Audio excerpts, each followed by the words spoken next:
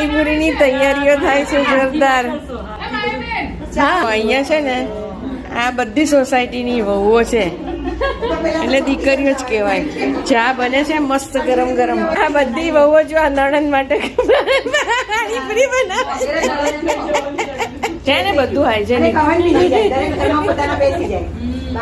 સવારનું ને બપોરનું ઓર્ડર કરેલું અને આ ઘરે બનાવેલું. ભગવાનને પણ કરાવી દીધું.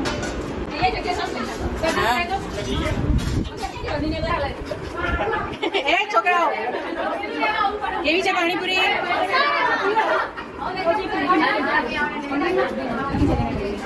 જીલ કેવી છે? વિષ્ણુ